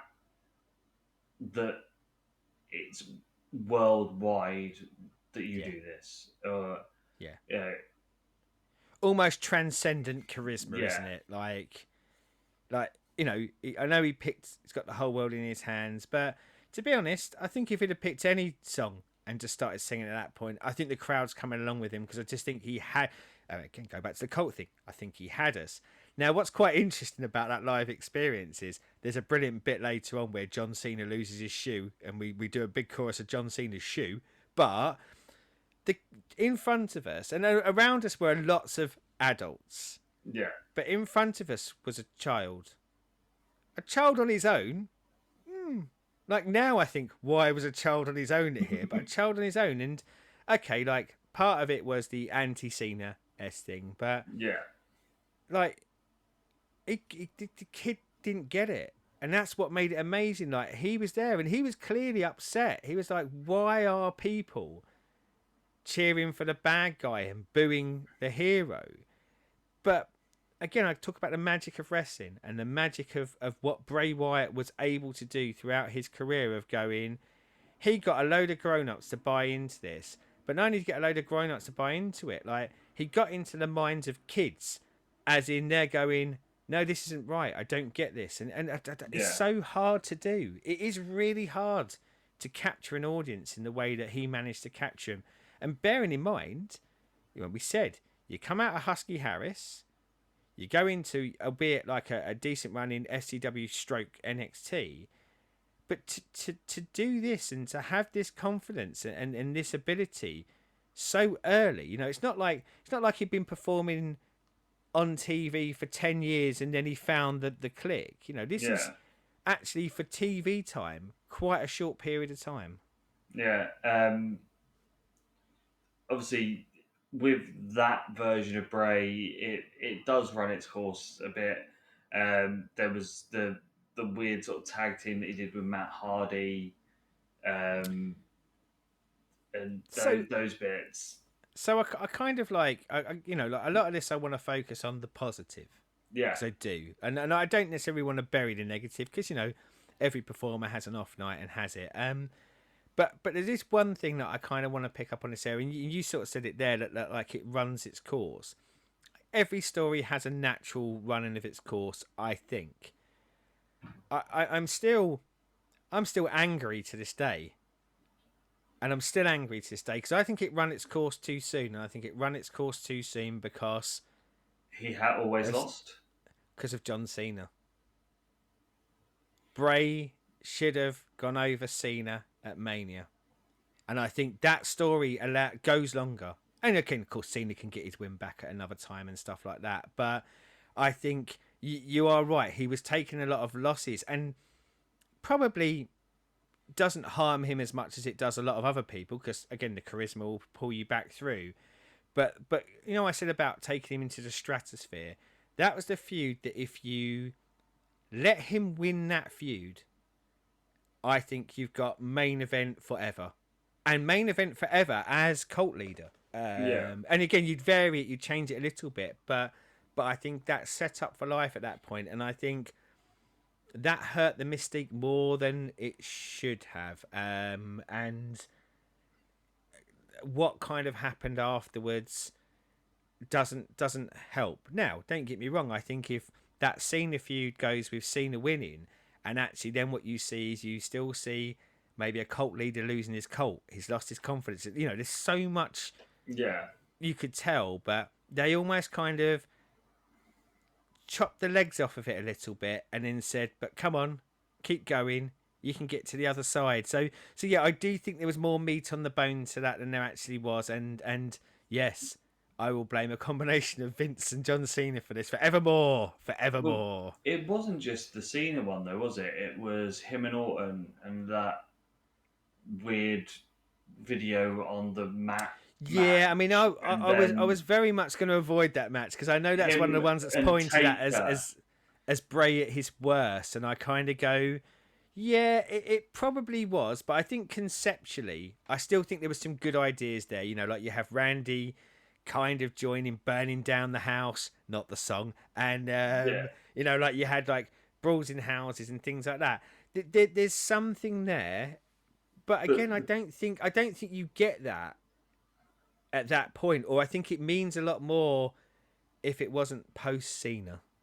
the thing is, with all of those, and I'm not sort of giving that match a kick in or anything like that, but the problem with all of those things and the Taker at Mania and other things around that period was always, however good the build was and however intrigued you were in Bray because of the Cena loss, it had come intringent that, but Bray will lose, Yeah, yeah. and that Um, mindset had got too regular. That it didn't matter how great the build was, how great the story was, how great everything was, but by the end of the feud, Bray loses. and also like again, like God getting fixated on that Cena match. I think the loses, not even a word. The losses don't matter so much if he gets the big win there, does it? Like you kind of Yeah, give him the big win there. So I'll go with it because you mentioned it. If I have to live in a universe where he takes that loss to Cena, I have him beat Undertaker at Mania. yeah, I have Bray take the streak. And I'm not one of them who goes mad about Brock taking the streak, but I think the idea of the streak for me was always how do you elevate someone way up there? And I think Bray's star is down a little bit at this point. I think you could still slot him into main events, etc., etc. But I think he gets so much out of beating the Undertaker. But also like I only give him that because I think he needs it at that point after the Cena feud. and Because to be honest, I think that Cena feud goes a different way. I don't think you're running Wyatt against Undertaker at this Mania. You're probably back to Wyatt Cena, where Cena gets his superhero return against him or yeah. whatever. But But that was the thing with Bray. Yeah, he did end up having title runs and stuff. But I mean, if he'd have beat Taker, he then takes that Taker role of not needing the belt yeah, yeah. to be a main event guy. Well, and I know we'll get into this when we get to sort of furtherment of the character, but to the most part, he didn't, did he? He never No. needed a belt. He didn't, and probably got belts at the wrong time and actually didn't kind of help it. But I mean, there's bits, isn't there? Like you get him releasing the family, don't you? Like he releases Harper and Rowan into the world, like a movie. We go bye, don't look back. Um, and I think there were attempts to kind of change it up, like kind of keep it. And also, I think we get spookier, don't we? I think we do start to get a lot spookier. And as you say, like going back to that kind of Randy Orton feud, like with the worms or the sperms, whatever you want to refer to him being on the floor. But wrestling has a history of spooky. Papa Shango. Like well, as I say, like take a bit of his career off it and Papa Shango. But that again done well, it's fine, and I didn't mind them going down this road because we said it earlier about always adding to that mythos, and early doors you had mentions of Sister Abigail, when you're kind of going, okay, is that a person? Is it not a person? Is it someone who exists? And his promo style throughout all of this is, I think, so compelling because when he's saying something, he's really saying something, isn't he? And you get that feeling of what he wants to get across. But also when he's not saying something or gobbledygook in theory that he then comes and revisits later on, Yeah. it's just always masterful to watch. And I think because he was so good on a promo, it allowed for the spookiness to be the good side. So the sort of horror I'm watching at the time is the sort of stuff that he's leaning into, like criticize the leaning to spook all you want, but I think it is a good transition into what's to come, next step, and moving it on. Now they didn't have to go that way, but I don't mind that they did. And is amazing to watch throughout this period. As I say, whether he's reciting Shakespeare or going boogity boogity boogity, like that. Every time when he's there, I want to watch him. I want to see him. I Yeah. want to hear what he's got to say, even if there's not a lot of substance behind it. Yeah, this is obviously the era of 3 hour Raws and me watching them the morning after and basically watching a lot of it on double speed. The minute I see Bray come up, it's getting played at normal speed. Yeah, Yeah, yeah. he was much must watch. Well, I think it's sort of fair to say, and I know we have the Daniel Bryan period in here as well. But I think it is fair to say that if the Wyatt family doesn't come in when it does, I'd tap out of WWE a lot sooner. I think he really kept me watching it for far too many years beyond me actually enjoying the most of it. But I always enjoyed kind of his role in it, and of course, like it is the wrestling business, so there are some face turns in there, and I think that hurt the character because the crowd, those of us in the crowd that loved him, but we loved him because we knew he was bad, Yeah. but we loved him anyway, and I think that it just didn't quite work for the character unless you were going to massively reinvent the character, and you know we do see a reinvention, but it's just not during these periods. But I wanted him to be the bad guy because I wanted him to be mean and nasty, and then I wanted to see him go against Cena and be the good guy naturally because no one likes We all Cena. hate Everyone Cena. likes Wyatt. Yeah. Cena sucks. But yeah, as I said, he does run his course with that version of himself. It's odd. I know you said Matt Hardy. Sorry, just to pick up on that as well. I loved Matt Hardy outside of WWE. So when Matt Hardy's doing delete, and all of that stuff, when he's doing it through Ring of Honor, TNA, etc. That's my favourite Matt Hardy. A little bit of love for Matt Hardy version 2.0, but that's my favourite Matt Hardy. So when in my head I went, oh my god, these two are going to be together, I did think it was going to be amazing.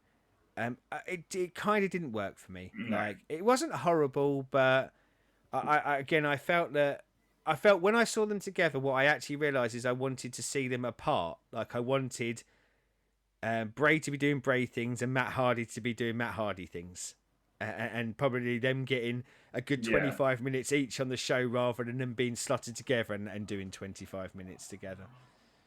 Yeah. So obviously he disappears for a little bit, and then we come back with. It's quite a while as well, isn't it? Like there's a chunky gap there. Yeah, which is not often happens in wrestling, does it? I mean, other than long-term injuries, you don't. Maybe a bit more in the 80s and the early 90s, but you didn't tend to get these gaps and then people reappear. And then we got another idea that should have never worked, but fuck me, it does. Firefly Funhouse. So, I said about like him being a very compelling reason for me to stay, and there were some other people I liked. Oh my god, when he was out of it for a while and there wasn't much else going on there. I liked AJ Styles, that was pretty much it. I was so close to being out. I was so close to being out, and then the vignette started, and I remember watching that first one, and I think I was up late at night. Often stay up late at night, and not necessarily to watch the wrestling, but if I'm up late at night, I'll stick it on. And I was probably yawning my way through a particularly arduous Raw at the time, and that come on, and I don't know, it was almost jaw drop moment for me. I was like, what is this? And of course, like I was going, oh, this is Bray, but just you're right, shouldn't work. Somehow, absolute genius does work, doesn't it? Yeah. And then it was the fact of at the time for so long at that point, it didn't have anything else to do with the rest of the show. It was just what was Bray gonna do, and him in that red jumper with the puppets. Yeah, Huskus, Mercy the Buzzard. Yeah. Sister Abigail, and it was just like, and in jokes here. For us fans, you know. Yeah, for us fans, it was great, wasn't it? And I know some people balk at like the smart stuff and things like that, and you can argue how smart it is. I think it was just like he gets it. He gets who his fan base is. He gets who likes him, and go back to Wayne and Mercy. You get Mercy the Buzzard because he loved the Wayne and Mercy character. We love him. We love the Wayne and Mercy character. Let's get that. Yeah, Huskus the pig. And Yeah, he is a. I was actually talking to a girl I work with today about this who's never watched the wrestling, but she'd seen the report that Bray had died, and she said, "Oh, what was he like?" And I said, "He's really hard to talk about as I'm on a show where we're talking about him." But I said, I'll give you kind of a potted picture. At a certain point, he comes back and he's effectively an evil children's TV presenter, and I said, but it's he taps into again what he successfully did with the cult leader, but he taps into those TV presenters that always felt a bit sinister Yeah. unintentionally, but kind of goes, well, I'm going to tap into that side of it and do it intentionally. But as you say, filling that with Easter eggs and things for us as fans, but also filling us with this idea of so as to not destroy the concept of Husky Harris and Bray Wyatt cult leader, even though he actually does with a chainsaw, doesn't he? He cuts him up. But Yeah. that all of these are Bray because Bray is not multiple people, but Bray manifests the Bray that Bray needs at the time. Yeah. And of course, that then leads to where we go. But yeah, I was watching 3 hours worth of toilet wrestling generally, just because I wanted to For see 20 these minutes of vignettes. yeah. Yeah. And it was the thing in there with all of that stuff.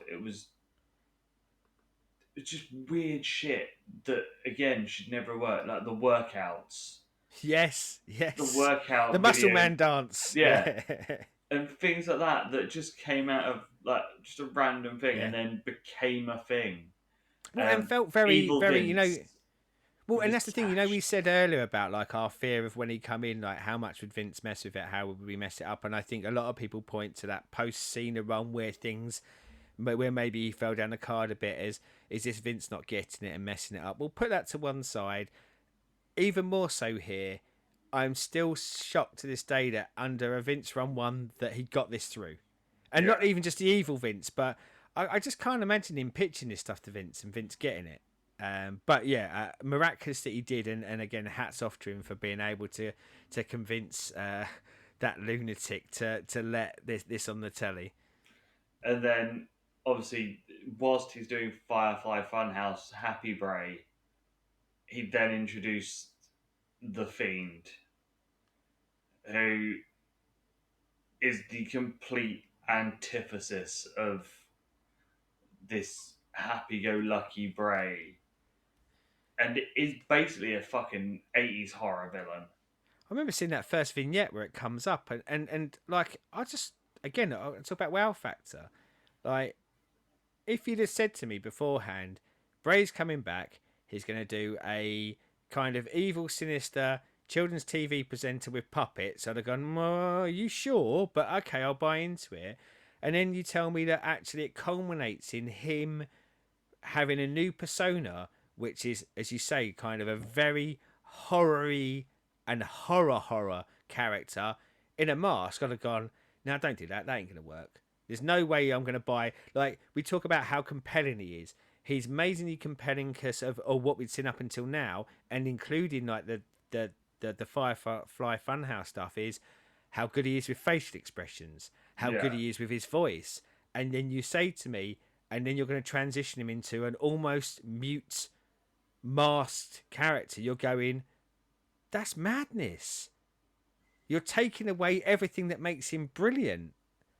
But again, we were wrong because bloody hell it works, doesn't it? See, I was in a pub watching, because this was the point when Yali was running a bar in Norwich, and we were in there watching SummerSlam, and obviously no one had seen the mask. They just had the "let me in" bits come up at that point, and we were all in the pub, and there's just this oh fuck on that first Fiend entrance, and everyone was like,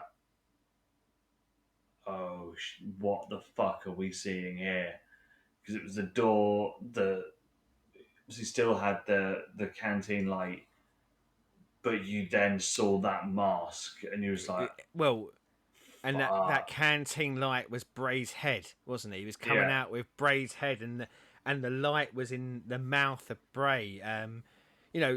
Again, talking about the things that made him so great and magical for me, and why I found him so compelling and so drawing as a performer, was touches like that. You know, that could have very easily been in a lesser creative person's hands. He just walks out, does his match, and gets on. But he had such a mind for the business. What will what will draw people in? What will get people talking? What will get people intrigued? And yeah, you say an amazing re-debut, let's say, but because of all those extra added touches that were always included in how he acted, performed, every accoutrement that comes along with that. Yeah, and then obviously you then had like the full redo of the attire with the whole bodysuit and stuff, which Yeah, was like a complete 180 of what he was wearing beforehand, and even as like Firefly Funhouse in the Funhouse stuff, it was yeah. just everything and the mannerisms and as I said, it was so 80s horror film. Well, It was like Jason and Freddy and Michael Myers all sort of mashed up together. Well, and you know, like he comes to that SummerSlam match, doesn't he? And he's it is his debut, but he's going against Balor.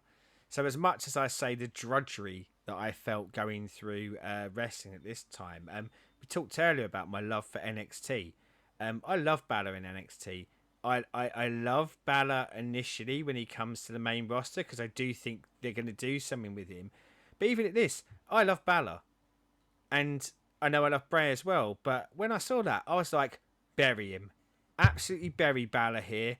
Like, I never necessarily want to see, but I want to see this go the way I think it should, and I want to see a destruction. You've built something here, and I need to see a monster destroy. And I And did. that is what happened. Yeah, yeah. And the thing is, they did so well with it at the beginning as well because they kept it strong. And the fact of he then took that Undertaker style schedule where you don't get him in the ring. He has one match a month, one match every other month, Yeah, but he's always on screen because he's always doing Uncle the Firefly Funhouse, and there's yeah. always the stories being built up or what he needs to do. But you don't Semi-similar to see the him. Wyatt family days of Yeah, you could you didn't need to see a match. Even if even if the lights went out and you got the noise, that was enough yeah, sometimes, wasn't it? And I think like the specialness of and where probably you maintain that specialness of the fiend and what they did early doors, which got him so over. Let's be honest, is him becoming a special attraction, isn't it? yeah. Like. So he destroys Balor, but you don't want to see him destroy everyone every week. You want to see maybe once every month or 2 months someone who you really like get fed to the monster. Yeah. Yeah. Obviously, during that period as well is where Alexa comes into it as well, which I have mixed feelings on this. I love how Alexa was in there, and Alexa did add stuff to Bray, but it did make the internet weird with a lot of weird people perving on Alexa and a weird goth See, schoolgirl thing. there's a, and I know we want to focus on the positive, but there are bits where I kind of my heart goes out. There's a bit in between though, isn't there? And there's a horrible bit in between, and the horrible bit in between is they put the title on him. And we said earlier about Taker. Certain characters don't need the title, and if anything, the title is problematic. So you've built this unstoppable force. Don't give them the world title because they have to wrestle more matches. It And they doesn't fed kind into of work. Goldberg. Yeah, and like I will forever moan about the Cena loss. It pales in comparison to this. Like, this is absolutely the worst thing they ever did to any of the characters that Bray had. Appalling booking, and again took a character and I look at this from like clearly I think it's coming across how much I loved him as a performer. What a kick in the balls, teeth, whatever for someone who gives so much of themselves to be creative to just kind of go, oh yeah, well that dude's back, get him to smash him, because it was hard to buy into the Fiend again, wasn't it? After Yeah, that, because like Goldberg in the '90s or late '90s, maybe because he was but the still, you'd want yeah, more of a match like he had with like DDP. yeah, Not yeah. Just a squashed. horrible, horrible, horrible booking decision. Like really, really, really, really horrible. Yeah. I'm still. I don't know if it's coming across. Still quite bitter about it. Still quite angry about it to this day. And the other thing we get before Alexa Bliss is one of the greatest WrestleMania moments of my lifetime, and I've been through a lot of them now. And that's the Cena Firefly Funhouse match. I thought it was after he got with Alexa. Oh, I But that thought was that what I was going to bring was. up. Yeah, I Is thought I thought the Alexa stuff happens after. Oh, yeah, but we're old there or men. thereabouts. Yeah, our timelines are sometimes a little bit whiffy, but um, and again, doesn't undo what happened previously. But as much as I'm still annoyed about the Cena loss, it does get us to this, and of course it's pandemic time, isn't it? So Yeah, pandemic time was a very strange time in here with no crowds and how you have to do things, but um, that Cena Wyatt sequence match, whatever term you want to call, is in my top 10 greatest things I've ever seen done in a wrestling company. I just think it's cinematically great, and character wise great, and performance wise great. It's just breathtaking for me. And like for someone that I bloody despise, Cena generally, like I actually even have to give him credit for like his willingness to be involved in it and do it. I think it's great, and again, maybe that makes the bitter sting of some of the egregious stuff around the Fiend even harsher for me, because I go, you even had your most popular person buy into this and yeah, allow themselves to be part of this. But yeah, I can watch that Firefly Funhouse segment over and over again, and I never, ever, ever will, I think, get bored of it. yeah.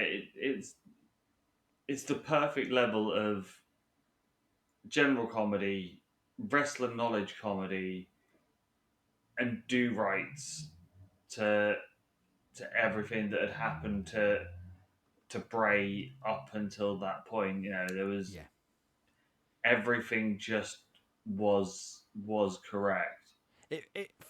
For me as the wrestling fan who has had issues with it, it felt like an acknowledgement from all of going, yeah, do you know what? We did fuck that up. Yeah, We didn't do right by this guy who is brilliant. So now we're gonna show that. And again, hats off to Cena for being involved in it and being willing to really, really buy into it and deliver on it. though all good things do not last. Um, by the end of that year of the first year of the pandemic, we have the Orton feud where he's then setting him on fire, and Yeah. that awful match the following WrestleMania So, with so you said Alexa in a about box. Alexa, and I like Alexa Bliss. I think she's a great performer, and I actually think she did really well for the most part in this. I always thought this should be Liv Morgan. Like there was a bit of kind of stuff that Liv was doing on Twitter beforehand, and it seemed Mm. like she was going a bit darker, and it always felt like to me. Don't know. I wasn't there. Never Would have will know. made I guess sense, it always. Yeah. of It always. sister-in-law, because it's Yeah. Bo's And other half. it kind of always felt like that was the role for her. And again, I like to blame Vince for everything. It felt like Vince went, well, no, I like Alexa Bliss more, so let's put her in it. And I do. I think Alexa does great in it. I again, Bray, I think, can make wine out of water. Like I do think he can, and I think he really helped to make that much better than it should be. And yeah, you're right. We get the autumn feud. There are bits in that I really don't like. I don't necessarily like how that was a weird Mania moment, wasn't it? I think we all went in there going, "This is the match where they make the Fiend big again." Yeah. He goes in, he destroys. We did not get that. But even the stuff that I didn't like here, I kind of still interested because I'm going, okay, you're going, you said about the Michael Myers to Jason side of it, and it felt like you're going, okay, let's go full horror with this. Let's actually go 80s horror. Like, I get burnt, I come back. Do this, I come back. And even in that Orton match, if we can call it a match, the end part of it, the black goo ooze coming down Alexa's head, and I was like, as Where's this much as going? I know, well, as much as I know, the crowd really didn't buy into it, and I think at the time I was more stunned than anything else that they let Orton get the win, because again, it felt like same old Mania, same old Bray stuff. They've done him Yeah. again. I was really intrigued to see what happened next. I was like, okay, I will stomach this if this goes somewhere. So if this does lead into more Fiend Bray mythos stuff, because Alexa is something, this new kind of creature or whatever, Yeah. I'm in. But of course, we don't get that, do we? No, he gets released pretty much a couple of weeks later in that post Mania culling that they did that year. I was very And angry. There's a podcast out there not long after it happens, and I do express my anger at that, yeah, because again, absolute talent, could do so much for you, can bring so much into the company, even into recent times, and I just, it doesn't feel like a thank you for someone who has clearly put so much of themselves into their performance, and it just seemed a terrible decision, and I stand by that to this day. I still think it's a terrible decision. so Bray has a year or so away. Does come back. Um, I will admit though, I didn't see a lot of this Um, because I I have I pretty much watch Mania and the Rumble, and that's about it. Fed So I wise say now. my rant about Bray being released. I was very close to stopping watching WWE, and I know I said like 10 years before this I was very close. I was very close to stopping watching WWE because I had real issues with the ties to Saudi shows and things like that. This was the thing that broke it for me. When this happened, I stopped watching it. I since WrestleMania 5. I had seen every WrestleMania apart from one, which was, I don't know why I didn't, but I caught it a little bit later, but I stopped. That was it. I was absolutely done with the company. Now I say that there's a little bit of a lie there. Carried on watching NXT till 2.0 happened, but I was done with main roster, and I'm still done with main roster. There was only one thing that almost got me back though, and it was Bray coming back. It almost got me back.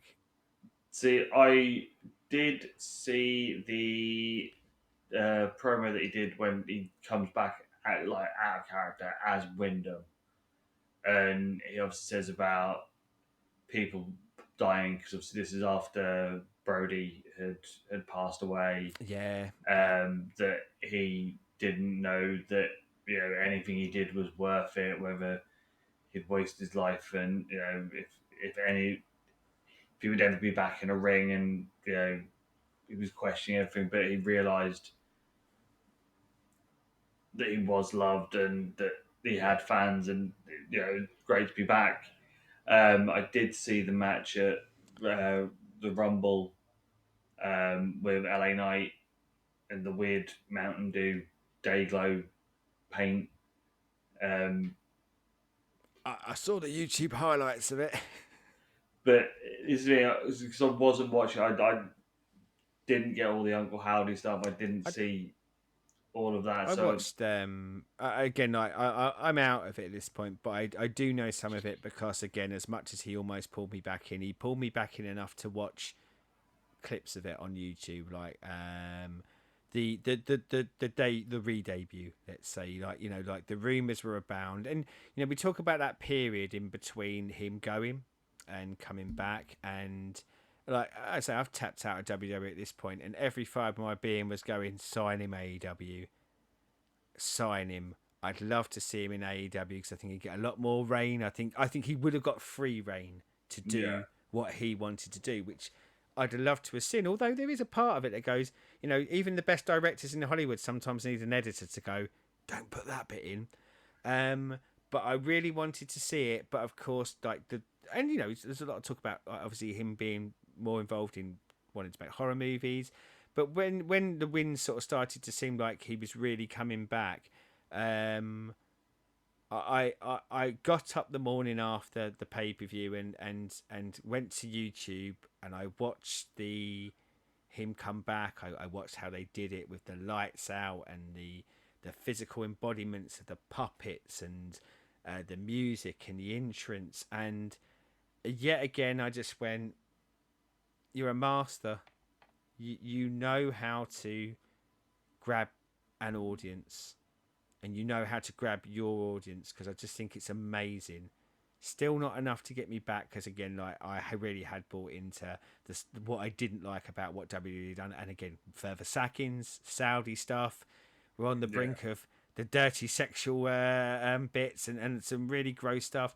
But yeah, as much as I didn't watch it live on the shows, it wasn't enough to get me back. It's still amazing. It's absolutely amazing. And you say that promo. That promo is so heartfelt, but still leans into dropping those storyline beats for we're going to come back to some of this stuff yeah, because I'm still the conflicted human being. I was a cult leader. I was the fiend. I was the eerie child TV presenter. All of that's in me. You're hearing me talk about my thoughts and feelings in that time when I was out, and I'm being very honest. But still, that extra story stuff coming in. Yeah, a true master. And I know that final run up to the LA Knight stuff, and I go back to like where I really want to like rail on WWE making that bloody match a Mountain Dew sponsored match and things like that. Oh, way to piss all over this yeah, amazing performer who's trying to tell this compelling story by making sure that it has to have a sponsorship to it. So I do know that there's some reticent moments and maybe that coming back with the Uncle Howdy stuff isn't as beloved. But you know what? I still think it's brilliant. The bits I've seen of it, and again, it's nice because I can pick and choose the highlights. That ain't Kiss of Bray. Like I think what he's doing is again extending that mythos and trying to tell this wonderful story. But and like I look at that body of work, even though it has its splits in there, and there's not many, if any, that I can think of from pure character work performers that I've enjoyed as much as I enjoyed his character work in his time in professional wrestling. yeah. The one thing I do want to sort of jump on is stuff outside of wrestling. Um, he was always there for fans. Um, I've seen it today with loads of people like putting screen grabs of stuff that obviously he sent them personally or privately. Of like if someone's sort of people that he follows or have tagged him or met sort of put something in there that they've said they're struggling with mental health, Yeah, suicide, like all that sort of stuff. And he is always sort of gone to him. It's like, no, you're better than this. The yeah, world needs you. Just being that voice that you know how many thousands of people were following him on Twitter, but he took that time to yeah, send these people that message. How many other people would would have looked at that and gone scroll, scroll, scroll? But yeah, I'm gonna guess there's gonna be stories of people that he missed because you physically can't be there for every person,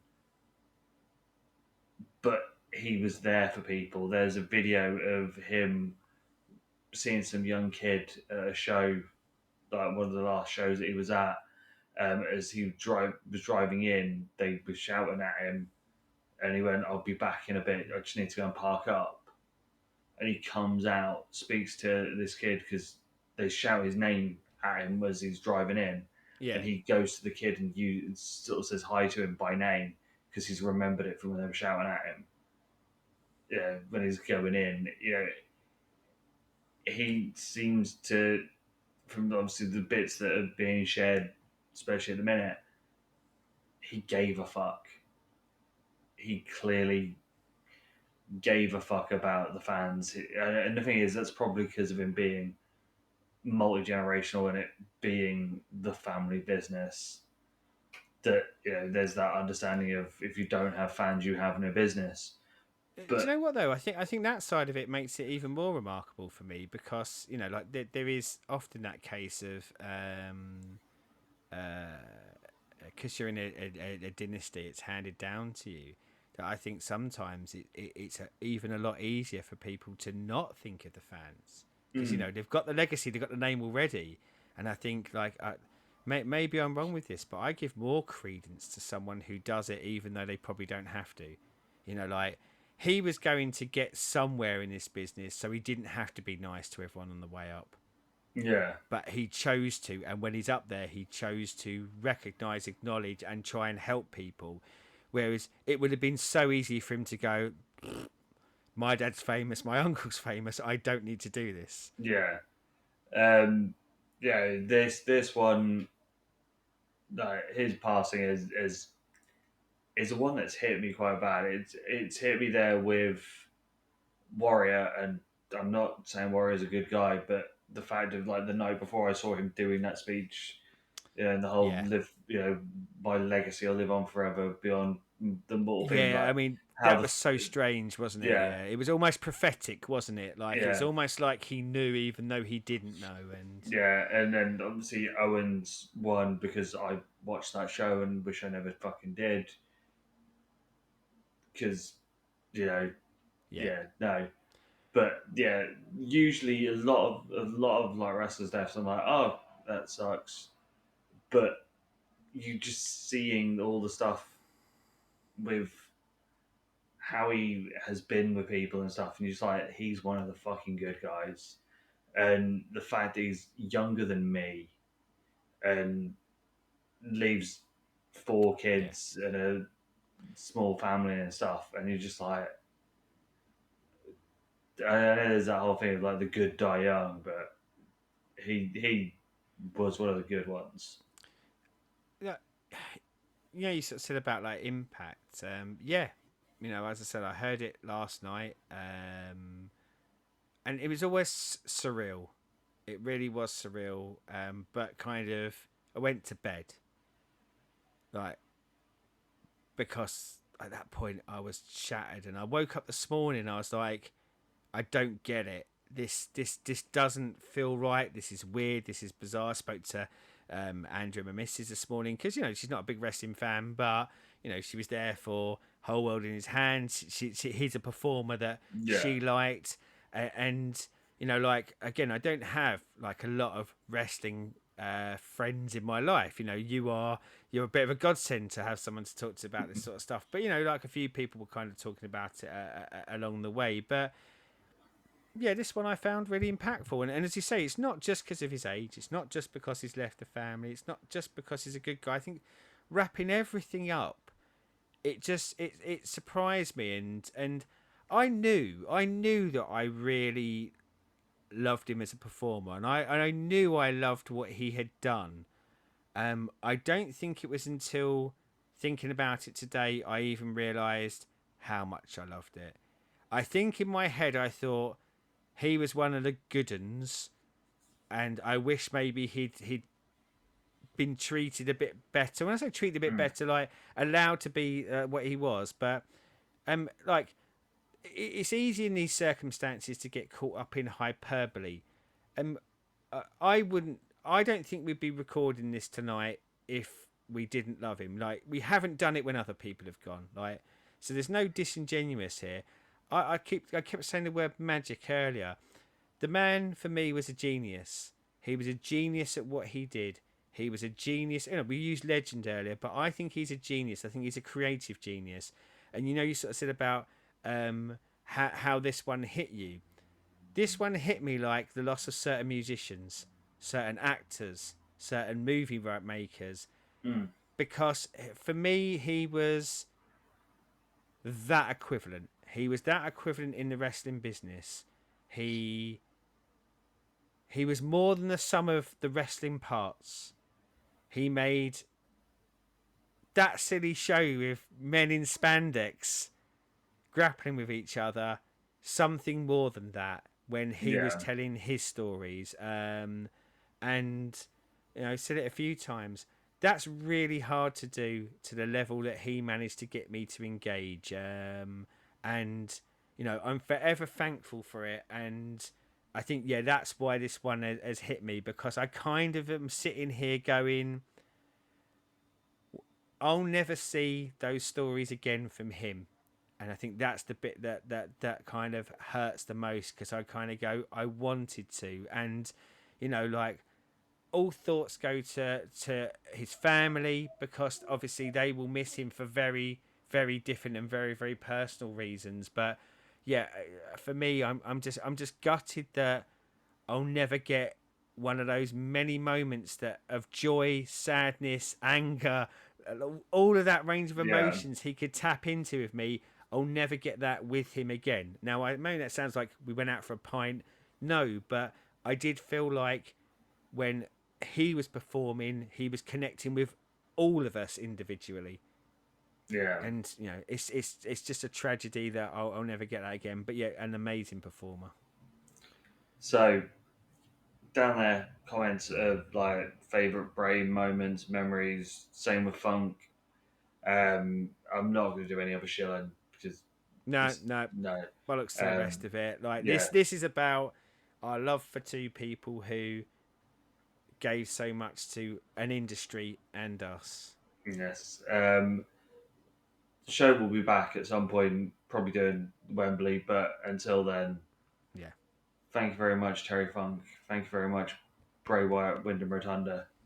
You will both be missed. yeah.